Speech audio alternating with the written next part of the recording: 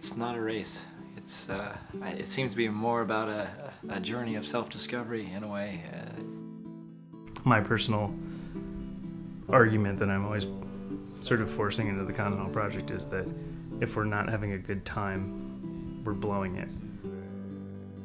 I believe it's valuable to know your limits. A ride like this will kind of show you them, whether that be your physical limits or your just kind of emotional limits, or how long you can just deal with the riding. A certain amount of testing of patience. Our guys were running into weather, they were running into wind, and they didn't have the barrier of a peloton around them. They all were working hard for their 100 miles. They were all sharing the efforts, and it wasn't just 6 men trying and working efforts for one guy to save for that last little win. It was more about all of them using all their energy that they could to get themselves through that day. It's interesting that we're kind of, paralleling the Tour of California, where these guys are going to be riding just, the same amount that we're doing, only faster. I know that the pros are on a totally different level than I am, and their commitment is insane.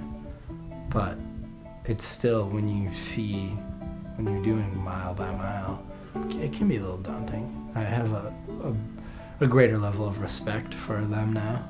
And I can kind of understand how the pros, like if you just continually do this stuff over and over, your body just responds and you're able, to just ride at this pace, 7 days in a row, and then the next thing you do in a 2-week tour, 14 days in a row, and then a 3-week tour. It's doable. It's been pretty overwhelming in a way that I don't think I'll be able to kind of truly appreciate till maybe a couple weeks after I go home.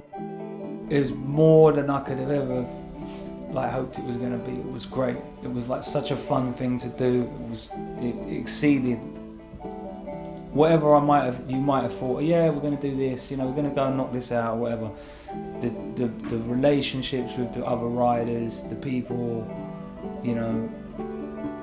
everything kind of came together in a beautiful way. Where, looking back on it, I remember I come home and 2 days later I just had to sort of smile, yeah, that was some good times. That was a moment in your life where you're going to say, yeah, that was a really awesome thing to have done.